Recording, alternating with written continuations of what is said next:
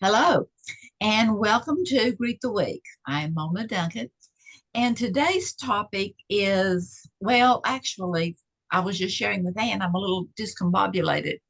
Uh, Whenever I was filling out the list of what the topics would be for the Glasser newsletter, I put that today would be what to do when you don't know what to do, which is something I've worked out before and was going to just go back and bring it up and put it on, give some new insights into it. But I now can't find it. I don't know where I located it. And then so I went ahead and I put today's as just being nothing but what to do. Because whether it is what to do when you don't know what to do, or if it is what to do because there are too many things that you want to do. I'm just sitting here and my desk is beginning to pile up on little small things that need to be taken care of. But when you have a bunch of small things to take care of, it can expand into being an all day or 2 or 3 day ordeal. And then I think about the things that I really need to do versus what I want to do, which is go out and work in my yard. So anyway, whenever I pulled this up, I just simply, there's what to do when you don't know what to do, but I've simply labeled it what to do. What to do, whether it's something that you don't know what to do, a choice of many choices, positive or negative, but always, always, no matter what the situation is, to just stop with breathing and realizing that our breath is in the now, and that's where we are all the time. That all that we can do is what's right now that is at our disposal. And so just allowing a troubled mind or conflicted to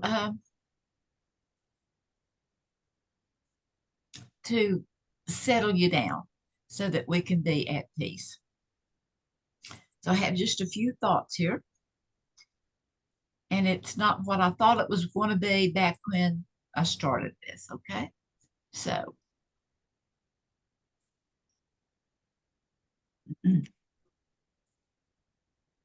and okay, true conflict. I think I've punched that too many times to start with. Okay.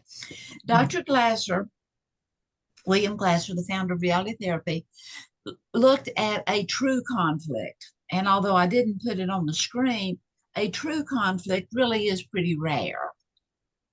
We sometimes think it's a true conflict. And I like this, the old, bulls locking horns. But a true conflict is where there are two legitimate wants or needs, but the current timing produces conflict in that you cannot take care of both of them at the same time because there's too much diversity there. And so uh, there were 4 suggestions, and one is to wait. You never know what tomorrow will bring. So we just need to wait and let life itself take care of itself. Point number 2 is to, while waiting, do something neutral. Now you have the two, or maybe even more, but definitely 2 things that you're thinking about that is conflicting with each other, but then do something neutral. And that's where I'm thinking that I may just go out and work in my yard today rather than taking care of several other things that are at hand. But in the process, after a while, maybe today, you arbitrarily choose a specific path to take for a certain period of time.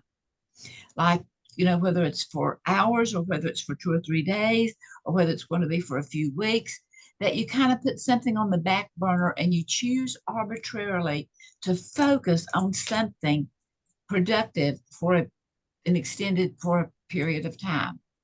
And then always, always, always evaluate, evaluate, evaluate. And do I need to change things or do I need to stay as it is? But whatever it is, you want to get on with your life.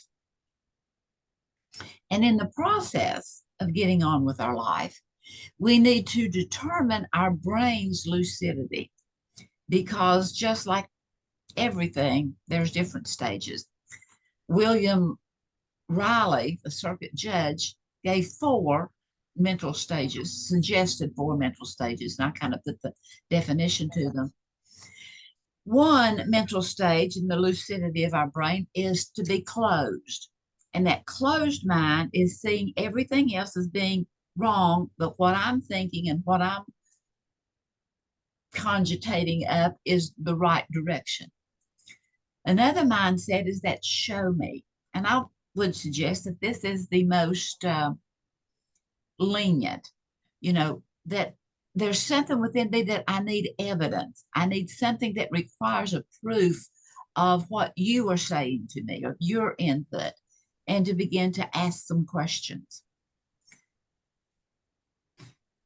The third mental stage is being confident and being cooperative, being friendly, as in open to new ideas, and asking appropriate questions, and then mostly agreeing with the input that you are receiving, having that confidence of whether it is to take it and run with it or whether it is to maybe toss it. And then the fourth mental stage is to believe, to look at the value at the person that is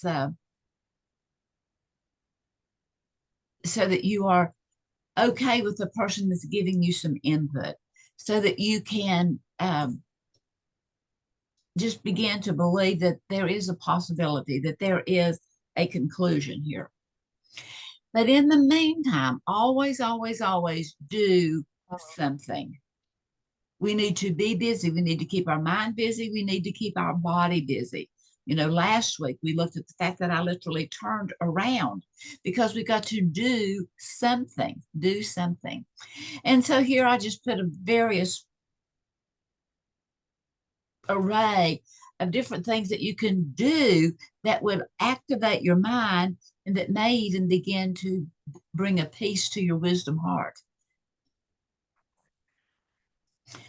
So, in the process of deciding what to do, live life in pencil. And what I mean by that is how many ideas do you have that if you don't write them down, you forget about them, and they were really good ideas?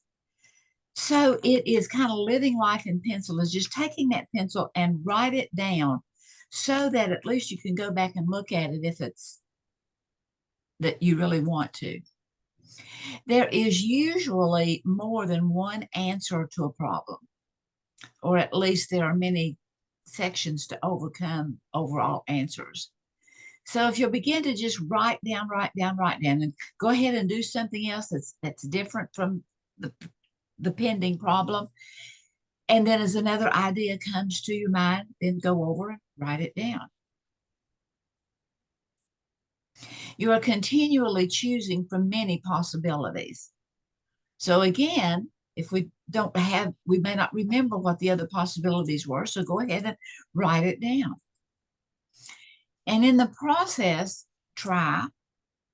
And if it doesn't work out, it seems to fail, learn from it, and then try again. And then always brainstorm the possibilities, kind of take them out a little bit further than just the being in a small line. Let it expand. And focus on the most plausible, while at the same time, don't completely rule out the absurd. Sometimes something that seems like a nothing can turn out to be something very important.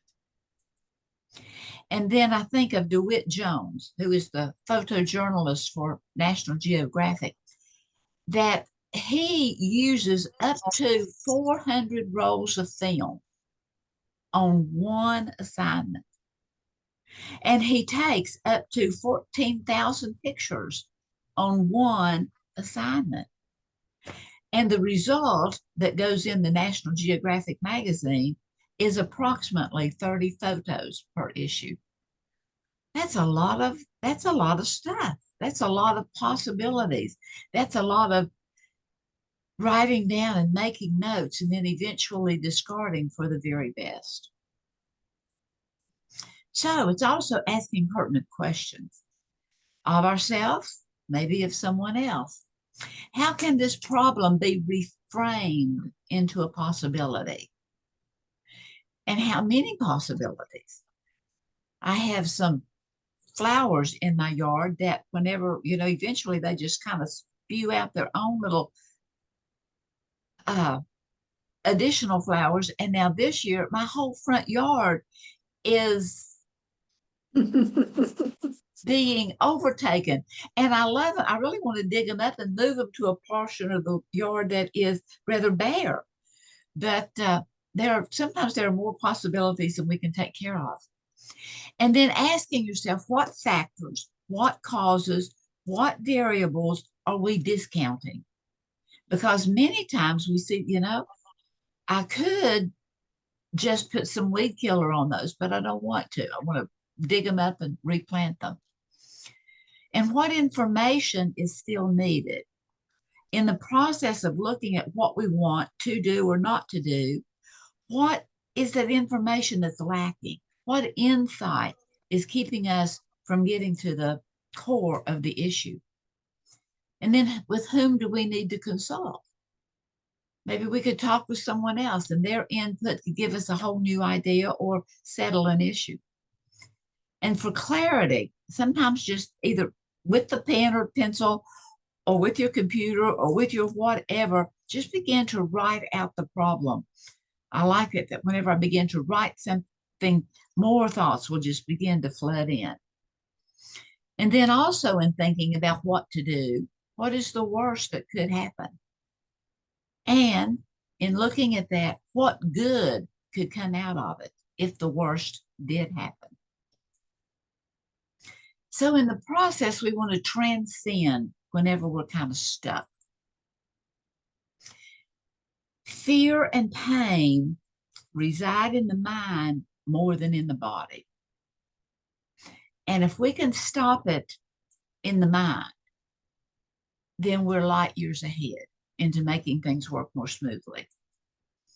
We need to lighten up. Maybe we've made a mistake, is a behavior that does not get you what you want. And so if we have done that, either in word or in deed, acted out a behavior that did not get us what we really wanted, then we need to begin to stop being stuck. Or when we are stuck, it is because our organized behavior has become habit. And it can become a habit. Organized behavior can become a habit for the good, but it can also become a habit for the not so good. So sometimes we can be stuck. And then we need to summons, engender up the courage to make those hard decisions. So to kind of train our technique. Without training,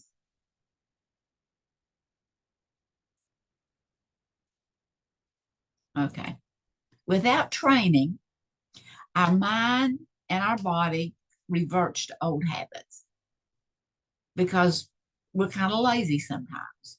Rather than getting more information, I should have numbered these. So 1 over here. Without training, the mind and body reverts to old behaviors. So in training our techniques, we want to set a safe environment. Here's number 2, that's not on there numerically. Set an environment in which to change and to practice this change. And then practice becomes permanent as we practice correctly. Sometimes habits show up being negative because we haven't looked at it. We haven't given adequate thought whenever we were trying to change. Point number 4, remember you're always practicing. because we haven't arrived yet. There's always something more to be added to or to make a little change in. Point number 5, practice is how habits are formed, but also practice is how habits are broken. So it's a both and. Are we living our life through organized behavior that is staying stuck, or are we living our life through organized behavior that is always looking and expanding? And then whatever number this is, 1, 2, 3, 4, 5, 6, accept problems as a passage of life, those difficulties that are there. And then always, we want to transcend difficulties for creative problem solving. So, what to do? Well, hopefully that'll give you some things to think about, whether to do or not to do. And Wendell over there is doing his traditional round of applauses. Thank you, thank you. So appreciate your being here and many blessings to all.